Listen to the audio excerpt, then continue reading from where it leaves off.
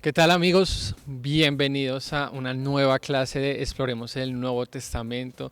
Me da mucha alegría que estemos acá súper conectados con las clases. Espero estén aprendiendo mucho, que esto sea una buena plataforma para cuando ustedes estudien su Nuevo Testamento.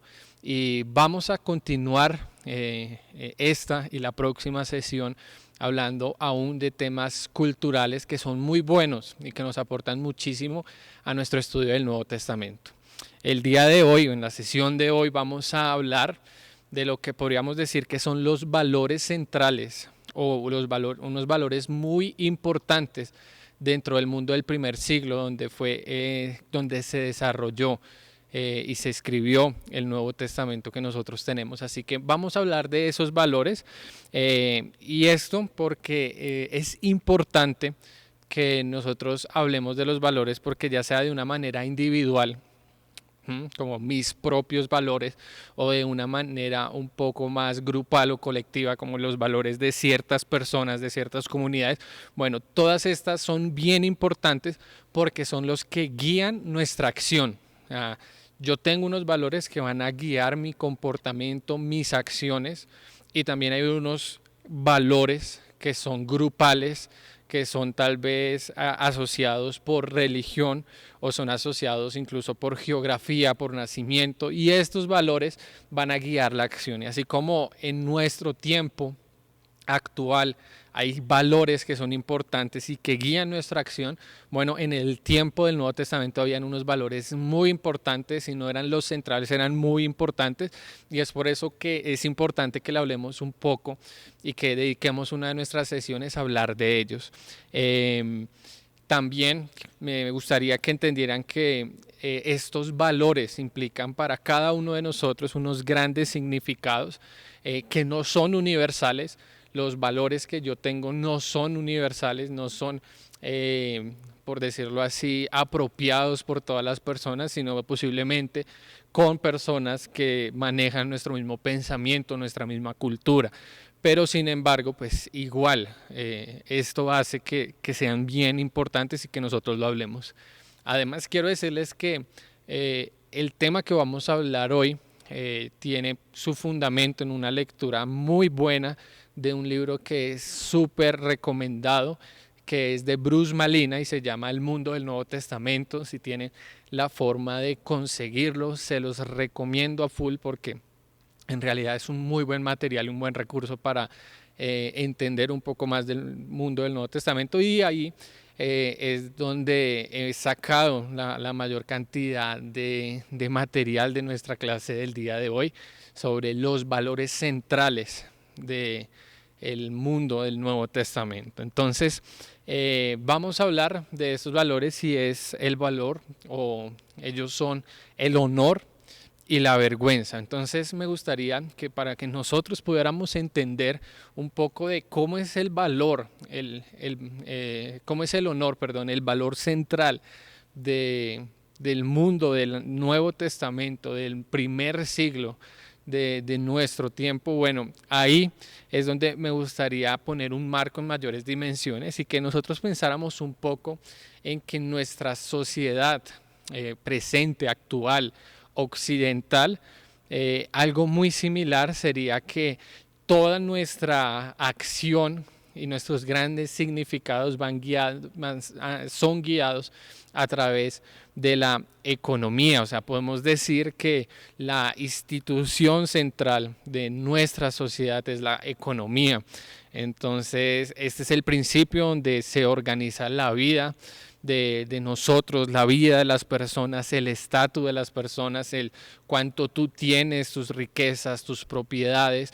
Bueno, todo eso es lo que nosotros vemos que demuestra ser el valor central de nuestra cultura. Tal vez nosotros no lo reconocemos, tal vez eso suceda, y es que nosotros decimos, no, nuestros valores son tal vez el respeto, el compañerismo, la lealtad, la justicia, pero eso es tal vez la concepción que nosotros tenemos de manera hablada en nuestro discurso, pero en nuestra práctica lo que se evidencia es que nuestra cultura está centrada y seguía su acción respecto a la economía. Esto para darles a entender que así sucedía en el tiempo del Nuevo Testamento, solamente que el valor central o la institución clave no era la economía, sino era la familia, y por ende, como era la familia y los parentescos, el valor central estaba recogido en tener un buen estatus y unas buenas relaciones. Y es ahí donde entra este tema de el honor y la vergüenza, que es los valores centrales que encontramos en el Nuevo Testamento. Así que vamos a hablar un poco de ellos. Cuando hablamos de la palabra honor como valor central de toda una cultura, nosotros estamos hablando de que esto significa el mérito, ¿sí?, el valor o el prestigio y reputación que una persona primero reclama para sí mismo, pero a la vez también es reconocida por un grupo de personas, que es reconocida por las otras personas. Entonces el honor no es solamente algo que yo creo que tengo, sino algo que los demás tienen que afirmar que efectivamente yo tengo. Entonces ese honor es lo que prácticamente va a equivaler a nuestra economía en nuestro tiempo. O sea, piensen por un segundo cuando uno va y se acerca a un banco y pide un crédito. Bueno, ellos hacen todo tu estudio, miran que tú tengas un buen contrato, que tengas un buen trabajo, que tengas personas que puedan respaldar si tú no tienes cómo hacerlo, y eso en cierta manera da a entender de que tú tienes un buen estatus para que se te preste dinero o no lo tienes, ¿eh? Asimismo pasaba con el honor, el tener el honor era muy importante para ellos porque eso les aseguraba buenas relaciones, les aseguraba el reconocimiento público y les aseguraba en cierta manera un éxito en su vida. Entonces, así como para nosotros es tan importante el dinero, bueno, para la comunidad del primer siglo, para ese mundo donde vivió Jesús, lo más importante y central era el honor. Ahora, algo bien importante que mencionar respecto a este tema del honor y que voy a repetir de pronto varias veces en la clase es que para las personas que vivían en el tiempo de Jesús, el honor y realmente todas las cosas alrededor de ellos eran bienes limitados, era un bien limitado. ¿Y qué quería decir eso? Que para yo adquirir honor debía deshonrar a otra persona, porque todo el honor, hagamos de cuenta que ya se repartió. Si yo pierdo mi honor, no tengo de ningún otro lado de dónde sacar honor, sino de la persona que me lo quitó o del honor de otra persona, porque todo es limitado. Entonces eso era bien importante porque la mentalidad de ellos era que todo era un desafío a su honor, a su estatus, hacia lo más importante que ellos tenían en ese momento. Ahora, también la pregunta que nosotros nos haríamos después de entender, bueno, si ellos creen que el honor es un bien limitado, que no pueden recuperar de un banco, de un conocimiento, sino que lo tienen que quitar a otro, bueno, la pregunta es cómo las personas en el mundo de Jesús conseguían ser personas honorables o conseguían honor. Entonces, para esto la respuesta va en dos direcciones. Una, en que el honor prácticamente era como las riquezas, o tú las heredabas, como por decirlo así, te era asignado, o era adquirido, que tú lo tomabas a base de tus habilidades. Entonces, ¿cómo conseguían las personas honor? Bueno, uno, por algo que ya era asignado para ellos o adscrito, o de otra manera que era adquirido. Entonces, en esto de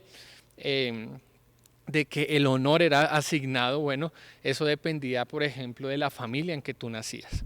Y esto es bien importante porque no solamente se trataba de nacer en una familia que tuviera una buena reputación, sino que también hay otros factores que te iban a hacer más honorable o menos honorable. Temas como el género, si eres hombre hay más honor, porque recuerden que el mundo del Nuevo Testamento es un mundo patriarcal, y 2, nosotros vamos a dar de el orden al nacer, donde el honor más grande siempre se lo iba a llevar el primogénito.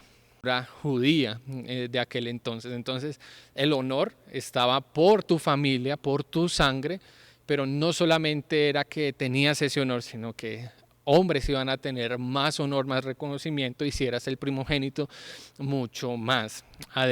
Otra manera de tener como el honor asignado era cuando una persona superior que tenía un gran reconocimiento hacia alrededor en la comunidad te daba el estatus de ser una persona honorable. Entonces es algo también que se te asignó sin tú, por decirlo así, adquirirlo de una manera. Solamente una persona que tenía la autoridad para hacerlo te dio de una manera pasiva honor, te lo entregó. Entonces es así donde inicialmente se puede decir que se consigue el honor. Si naces de una familia, si naces varón, si naces siendo el primogénito, o si alguna persona, autoridad, te hace un reconocimiento importante. Esto lo menciono porque es ahí donde nos vamos a dar cuenta de que se cumple uno de los principales propósitos de las genealogías que nosotros encontramos en la Biblia y de las genealogías en la Biblia. Nosotros vamos a darnos cuenta que ellas tienen un sentido de mostrar que la persona tiene un linaje honorable y que ese linaje honorable lo va a situar socialmente en un lugar de privilegio. Ahora, esto se los menciono porque me gustaría que, si tienen tiempo, ustedes vayan a la genealogía que hay en Mateo y ustedes se den cuenta de ese historial familiar que tiene Jesús, para ver qué tan honorable se podía considerar. Y solamente un paréntesis, porque se los recuerdo, sería bueno que ustedes miraran y dijeran, bueno, ¿quién es esta persona? Porque parece que Jesús cambia la metodología del juego. Hay en su genealogía mujeres que no eran judías. Entonces, por un momento piensen en qué concepto podrían tener ese linaje de Jesús, pero sin embargo es ahí donde nosotros vemos que hay una inversión de valores o de estatus en Jesús, que vamos a hablar un poco más adelante de él. Pero entonces así era una de las maneras de conseguir honor. La otra manera era adquirirlo, y esto es supremamente interesante porque para adquirir el honor era un reconocimiento social de que tú adquirías el valor de otra persona a la cual tú desafiabas. Y esto de adquirir el valor, el honor, perdón, se presentaba por muchas razones, pero me gustaría enumerarte algunas principales. La primera de ellas era, pues, obviamente el amor al reconocimiento que las personas tenían en ese momento. Ellos eran apasionados por el elogio, algo que posiblemente aún nosotros en nuestro tiempo cargamos. ¿Sí? Bueno, ellos también les encantaba ser vistos, ser tratados de una manera especial, ser elogiados por su sabiduría o por sus acciones o por su piedad. ¿Sí? Y vamos a hablar un poco de eso en los fariseos, de cómo ellos lo que hacían era por ese amor que tenían a que los reconocieran y a los elogios. Así que en parte se daba por eso. Lo segundo es que recuerden lo que les mencioné hace poco de la imagen de los bienes limitados. Entonces ellos en su mente tienen un universo social, económico, religioso, natural, donde todo lo que ellos quieren en la vida es limitado, y si lo desean, la única manera de conseguirlo es arrebatándoselo a otra persona. Entonces ahí está. Otro tema bien importante y que se conecta muy bien con este amor que ellos tenían a los elogios, bueno, es la envidia al éxito, ¿sí? Incluso podríamos decir que esa envidia al éxito fue la que en parte llevó a Jesús a la cruz.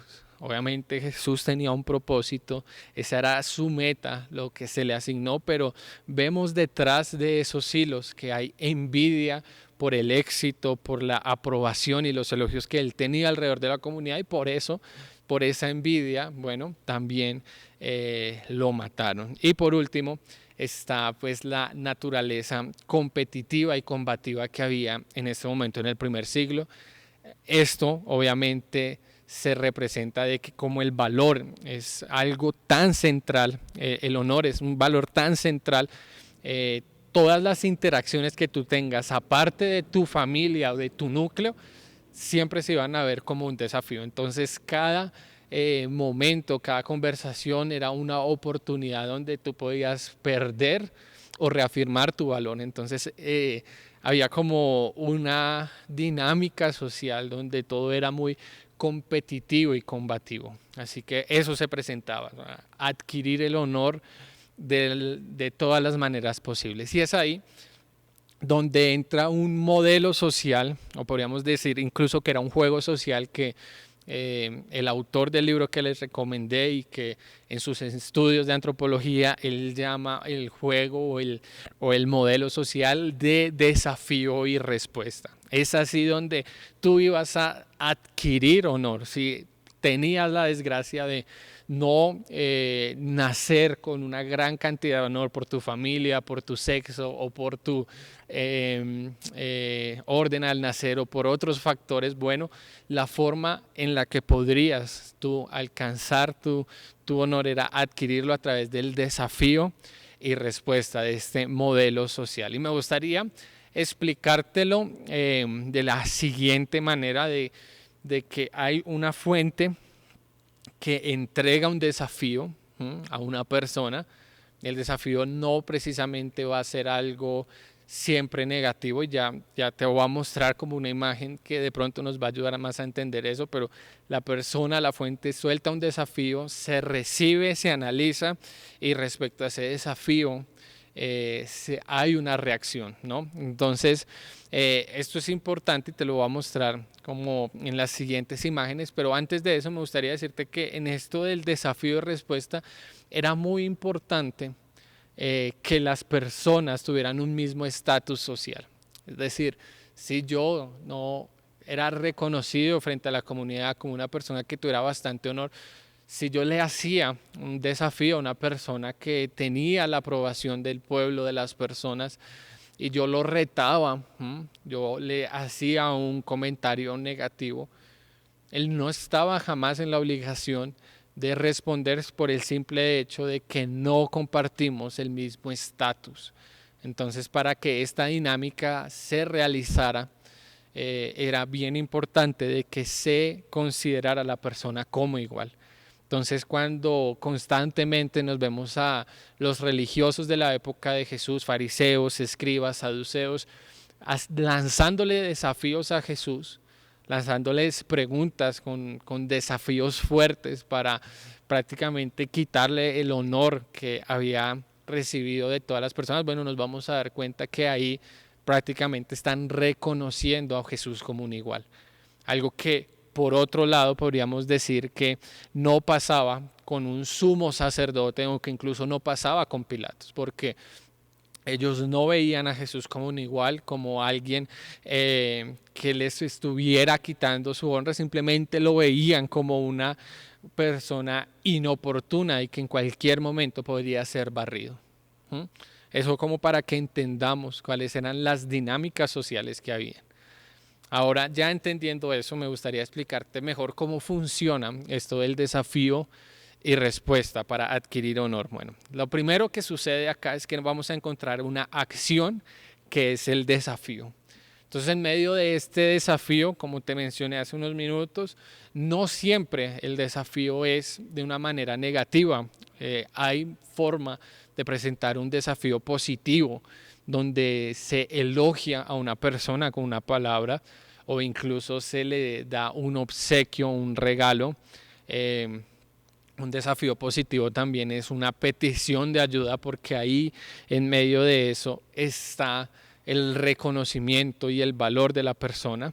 También otra puede ser como promesa de ayuda más ayuda, es decir, como un intercambio recíproco entre la sociedad. Entonces el desafío podía ser positivo, pero por el otro lado también el desafío puede ser negativo cuando se hace un desafío con un insulto o una amenaza o una afrenta incluso física, ahí está el desafío. O sea, el desafío de una manera negativa, incluso con preguntas para desacreditar la autoridad o la enseñanza de una persona. Entonces, esa es la primera parte.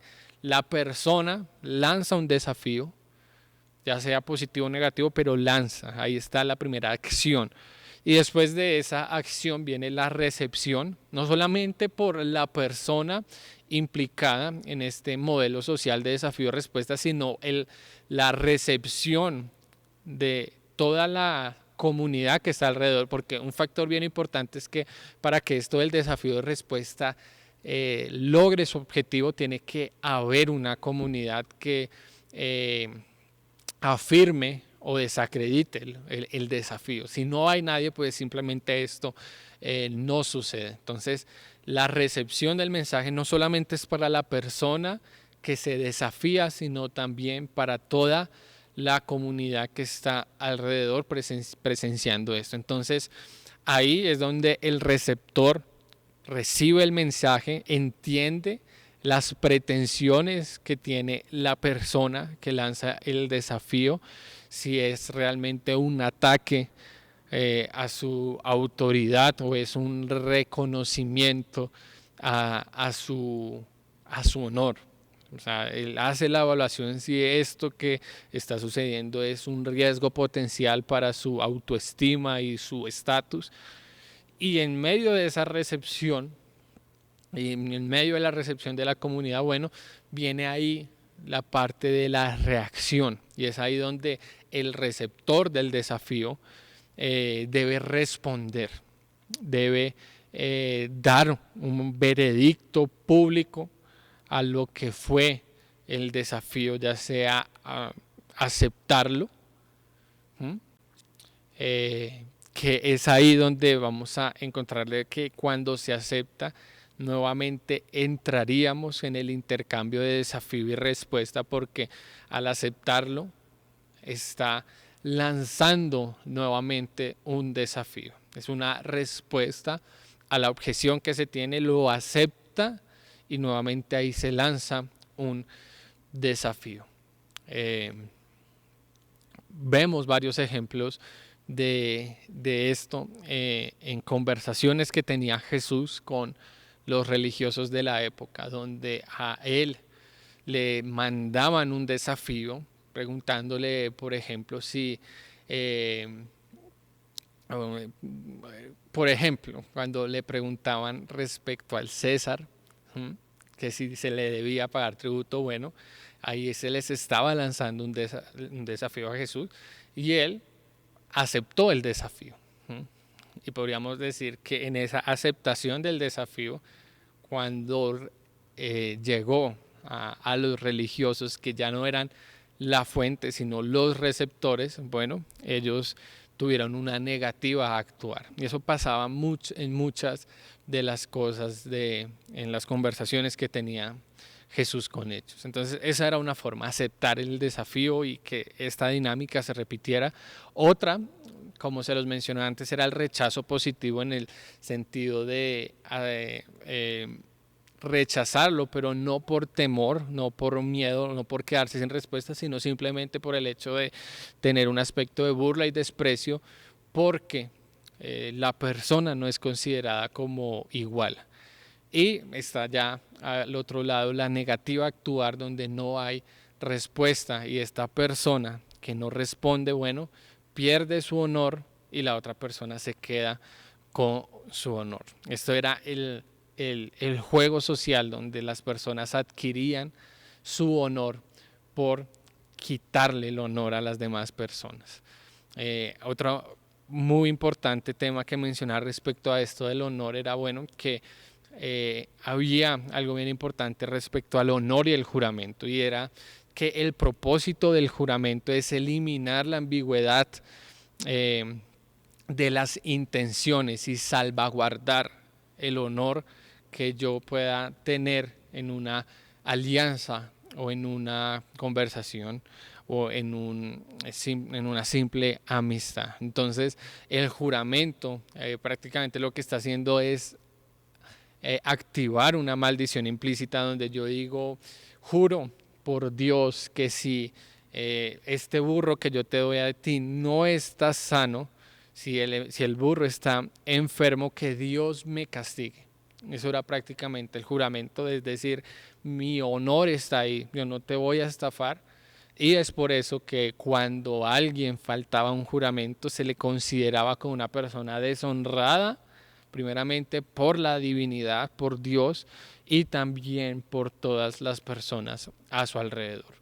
Era bien importante esto porque en el primer siglo, a diferencia de nosotros que tenemos una cultura tan individualista, bueno, ellos tenían un pensamiento demasiado colectivo y así como eran tan colectivos, bueno, el honor era colectivo. ¿Y qué quiero decir con esto? De que todas las personas eh, tenían en su grupo un honor colectivo, donde la cabeza del grupo era la responsable de mantener el honor con referencia a las demás personas o a los demás grupos y a la vez simbolizaba el honor que tenía el grupo. Es decir, que si esa cabeza era deshonrada, si perdía un desafío, si se le encontraba haciendo algo deshonroso, bueno, no solamente él se veía afectado, sino todas las personas o el grupo social que estaban ahí alrededor de él.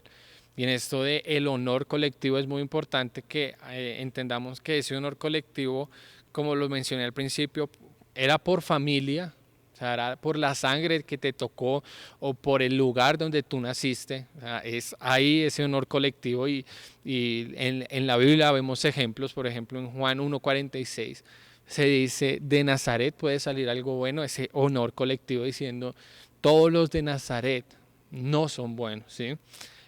O por ejemplo, en Tito 1:12 dice, los cretenses son siempre mentirosos, malas bestias, glotones, perezosos. Bueno, también ahí está el colectivo. Entonces, está ese colectivo que tú perteneces por sangre o por nacimiento, pero están las otras agrupaciones o grupos que son ya elecciones tuyas que dependen por la propia voluntad y es ahí donde también tú adquieres el honor que tiene el grupo.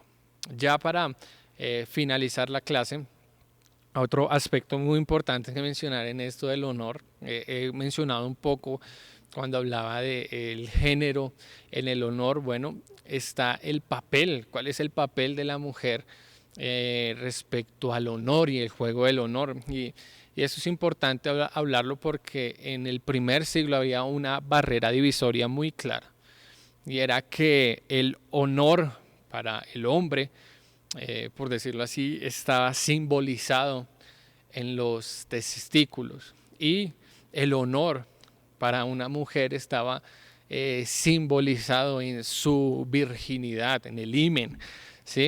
Entonces, esto para poder explicar un poco mejor de que el varón para la cultura del primer siglo y que lastimosamente se ha traído hasta hoy, carece fisiológicamente de una exclusividad social o de un honor como se le enseñaba a la mujer que lo debía tener. Entonces la masculinidad en cierta manera era puesta en duda si se conservaba una sexualidad, una pureza sexual, a diferencia con la mujer, porque la mujer, y es ahí donde viene el aspecto positivo del honor, que es la vergüenza, ese cuidado por tu reputación, bueno, ahí está la mujer, donde a la mujer su honor estaba manifestado en la timidez, en la moderación, en la exclusividad sexual y la timidez femenina. Entonces, mientras el honor de un hombre estaba en el desafío, en el brío, el honor de una mujer estaba en el ser tímida, discreta, moderada. Y es por eso que incluso cuando había una mujer en esto incluso cuando la mujer no guardaba su pureza sexual, no solamente su honor se veía afectado, sino el honor del hombre del que ella estaba a cargo, ya sea su esposo, sus padres, sus hermanos. Bueno, ahí se ve afectado su honor. En este tema de la vergüenza, nosotros nos vamos a encontrar que está esa vergüenza positiva de la sensibilidad de la mujer o de la persona por su reputación, en el sentido de que no va a afectar su reputación, sino que va a ser tímida, que va a ser recatada, pero también está ese sentido negativo donde está la deshonra, el irrespeto, donde la persona pierde totalmente su valoración respecto a las personas que están alrededor y a la vez sobre su posición social. Entonces, esto para que nosotros podamos entender un poco de qué manera obraba Jesús en un mundo que mantenía estos valores. Y me gustaría solo mencionarte dos ejemplos y dejarte una actividad para que puedas profundizar en esta enseñanza. La primera está en Mateo 23, 5 al 7, donde Jesús está hablando respecto a los fariseos, respecto a esas personas que solamente estaban buscando la aprobación y el elogio, y él hace un comentario diciendo que ellos enseñan lo correcto pero no hacen lo correcto, y es ahí donde Mateo 23 verso 5 dice: antes, hablando de los fariseos, hacen todas sus obras para ser vistos por los hombres, el elogio, pues ensanchan sus filacterias y extienden los flecos de sus mantos, y aman los primeros asientos en las cenas y las primeras sillas en las sinagogas y las salutaciones en las plazas, y que los hombres los llamen rabí, rabí.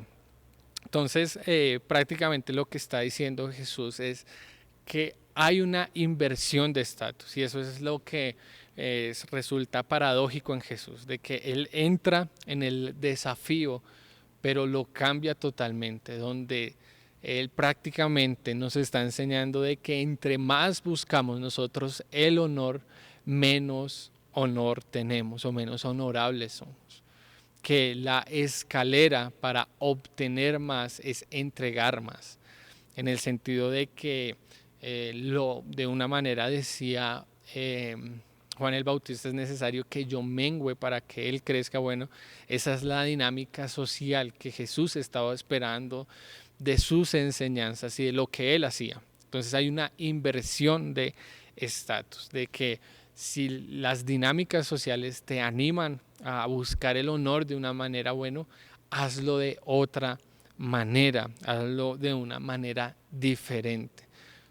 Otro ejemplo muy importante de Jesús está en Mateo 6, versículos 1 al 6, y Jesús enseña esto, dice: guárdense de hacer vuestra justicia delante de los hombres, para ser vistos de ellos. De otra manera, no tendrán recompensa de nuestro Padre que está en los cielos. Ahí está el tema muy importante del ser visto, del elogio. Cuando ustedes den limosna, no hagan tocar trompetas delante de ustedes como hacen los hipócritas en las sinagogas y en las calles, para ser alabados por los hombres.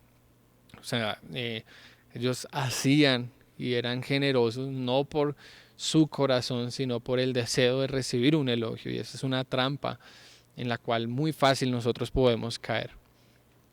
Y Jesús sigue diciendo: de cierto os digo que ya tienen su recompensa. Mas tú, cuando des limosna, no sepa tu izquierda lo que hace tu derecha, para que tu limosna para que sea tu limosna en secreto, y tu Padre que ve en lo secreto te recompense en público.